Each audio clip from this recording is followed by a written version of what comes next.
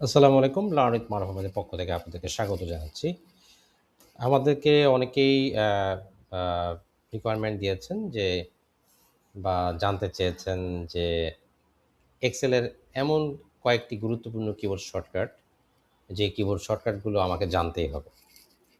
তো আ এই ভিডিওটি আমাদের আরও অনেক আগেই অনেকের অনুরোধে করার আ প্রয়োজন ছিল। বাট আমরা আ আ একটু দেরিই করে ফেলেছি। এজন্য আপনাদের কাছে ক্ষমা প্রার্থী।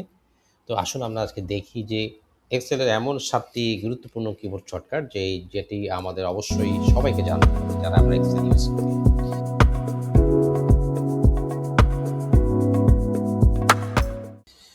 তো ১ম এই যে কিবোর্ড শর্টকাটে আমরা দেখব সেটি হচ্ছে আমি যদি আমার ডেটাকে নেভিগেট করতে চাই তাহলে আমার একটা গুরুত্বপূর্ণ কিবোর্ড শর্টকাট জানতে হবে।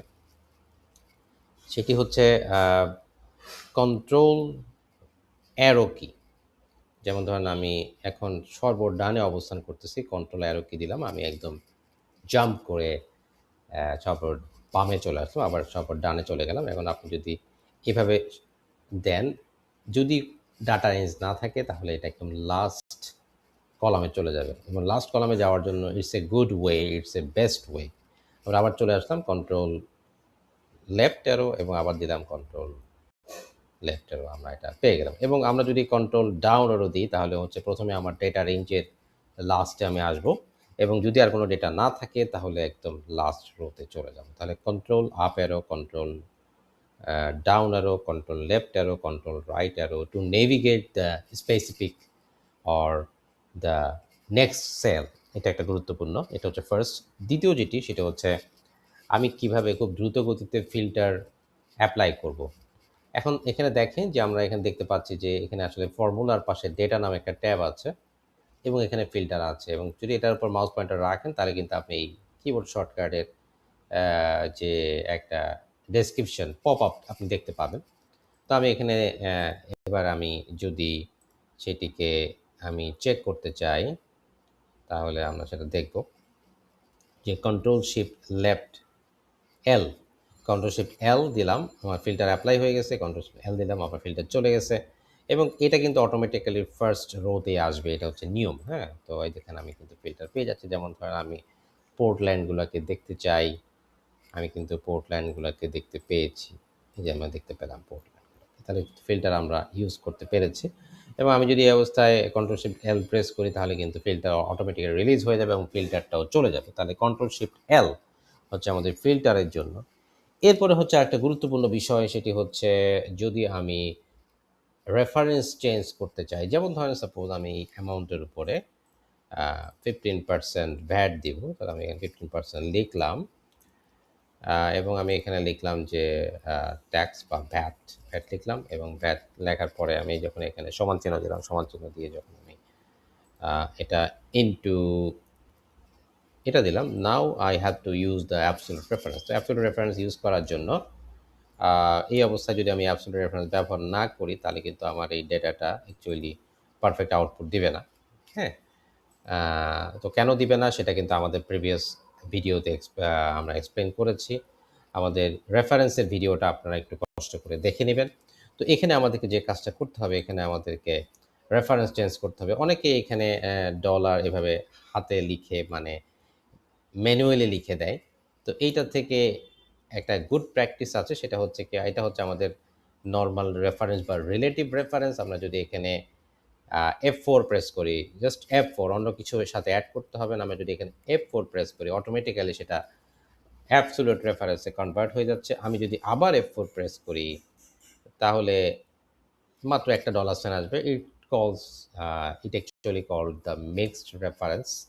এবং আমরা যদি এখানে আবার F4 প্রেস করি তাহলে কিন্তু এটা শুধুমাত্র কলাম, আপনারা দেখতে পাচ্ছেন যে কলাম কিন্তু এখানে অ্যাবসোলিউট হয়েছে। এটাও একটা মিক্সড রেফারেন্স। আমি যখন আবার F4 দিলাম তখন কিন্তু এটা আবার স্বাভাবিক চলে হয়। তাহলে এখানে ৪ টা অবস্থা। একটা হচ্ছে রিলেটিভ, একটা হচ্ছে পুরোপুরি অ্যাবসোলিউট, একটা হচ্ছে কলাম অ্যাবসোলিউট, আর একটা হচ্ছে রো অ্যাবসোলিউট। ঠিক আছে? তো আমি এখানে দিলাম, আমি এটা করে ফেললাম। যখন আমি এন্টার প্রেস করলাম এবং দেন আমি ফর্মুলার ডাবল ক্লিক করলাম তখন কিন্তু আপনি আপনার রেজাল্টটা পেয়ে গেলেন। তাহলে অ্যাবসোলিউট করার জন্য বা রেফারেন্স চেঞ্জ করার জন্য F4, এরপরে আমরা যেটি দেখব সেটি আরও গুরুত্বপূর্ণ, সেটি হচ্ছে ফ্ল্যাশ ফিল। ফ্ল্যাশ ফিল মানে যেমন ধরেন আমি এখানে রিজিয়ন শর্ট ফর্ম করতে চাচ্ছি, রিজিয়ন শর্ট ফর্ম করতে চাচ্ছি, শর্ট ফর্ম, এবং আমি রিজিয়ন শর্ট ফর্ম করতে চাওয়ার কারণে আমরা এখানে এই যে লস এঞ্জেলেসে LA আমরা দিলাম, এবং এই LA তাহলে হচ্ছে লস এঞ্জেলেসে যদি LA হয় তাহলে সান ফ্রান্সিসকোর হবে SF। তাহলে এই কাজটা আমি চাচ্ছি যে it must be done by flash fill. তো আমি এখান থেকে আমি কি করতে পারি, আমি হোম পেজ থেকে এই যে এখান থেকে ফ্ল্যাশ ফিলে ক্লিক করতে পারি। এখানে দেখেন ফ্ল্যাশ ফিলের পাশে কিন্তু কন্ট্রোল ইটা লেখা আছে।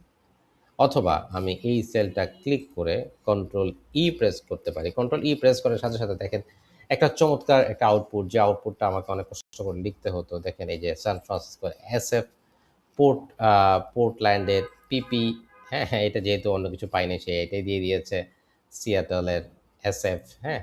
তো এখানে কিছু কিছু হয়তো আপনাকে এডিট করা লাগতে পারে, এবং অলমোস্ট আমাদের দেখেন যেগুলো হওয়ার সেগুলো কিন্তু হয়ে গেছে সান ফ্রান্সিসকো। ওকে। তো সাধারণত যে মানে যে জিনিসগুলো ২টা ওয়ার্ড সেগুলো কিন্তু চমৎকারভাবে হয়ে গেছে। ঠিক আছে?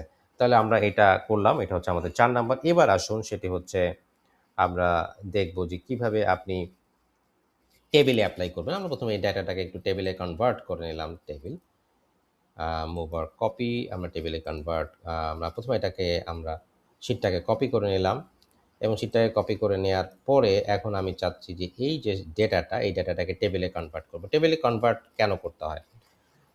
আপনারা যারা আমার টেবিলের ভিডিওটি দেখেননি কষ্ট করে দেখে নেবেন, আমি রেফারেন্সে ডেসক্রিপশন বক্সে দিয়ে দিব। তো অ্যাকচুয়ালি টেবিল তৈরি করা খুব সহজ।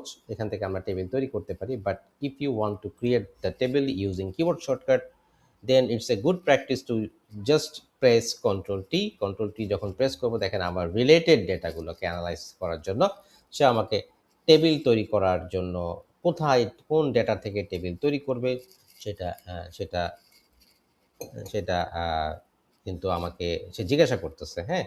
তো আমি যখন এখানে ওকে দিলাম সে কিন্তু আমার টেবিলটা তৈরি করে দিয়েছে। এখানে হয়তো কিছু আ আ স্টাইলিং ইস্যু থাকতে পারে, সেটা আমরা চেঞ্জ করে নিতে পারি। এটাতে কোনো সমস্যা নেই। তাহলে টেবিল তৈরি করার জন্য যেকোনো ডেটার উপর টেবিল তৈরি করার জন্য কিন্তু আমরা কন্ট্রোল-টি প্রেস করতে পারি। আমরা কন্ট্রোল-টি প্রেস করলাম। তারপরে জাস্ট ওকে তে ক্লিক করলে কিন্তু আমাদের টেবিলটা তৈরি হয়ে যাবে। আচ্ছা, এরপরে আমাদের যে কিবোর্ড শর্টকাটটি সেটি আমরা আ ব বলেই আজকে আমাদের ভিডিওটি শেষ করব। আমাদের অলমোস্ট আরেকটা বাকি আছে, তারপর আমরা ভিডিও শেষ করব। সবথেকে মজার এবং সবথেকে ইম্পোর্টেন্ট কিবোর্ড শর্টকাট আমরা সবার শেষে আপনাদের জন্য রেখেছি। সেটি হচ্ছে, তার আগেরটা বলছি, হ্যাঁ, তার আগে আ আমরা বলছি, আ সেটি হচ্ছে আ পেস্ট স্পেশাল। আমরা সাধারণত কপি করার পরে কিন্তু আমরা পেস্ট স্পেশালে আমরা অনেক সময় আমরা যাই। যেমন ধরেন,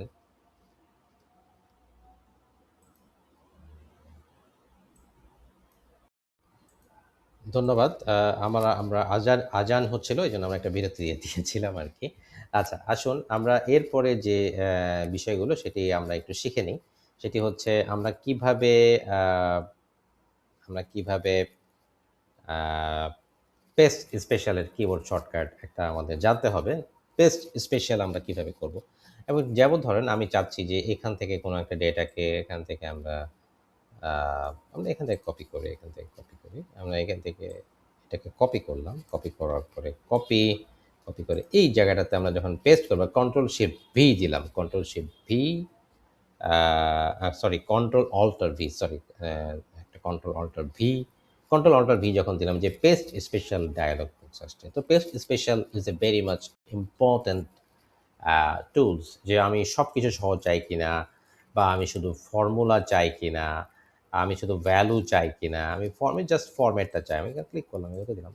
একটা ফরম্যাট চলে আসছে। অসাম! জাস্ট ফরম্যাটটা আমার লাগবে। Paste special is very much important. আচ্ছা, আমার শুধু ভ্যালুগুলাকে চাই। তো এখান থেকে আমি চাইলে করতে পারি। কিন্তু আমি যদি কন্ট্রোল অল্টার ভি দিই, আমার শুধু ভ্যালুগুলো লাগবে। আমি কিন্তু সেটাকে এখান থেকে নিতে পেরেছি।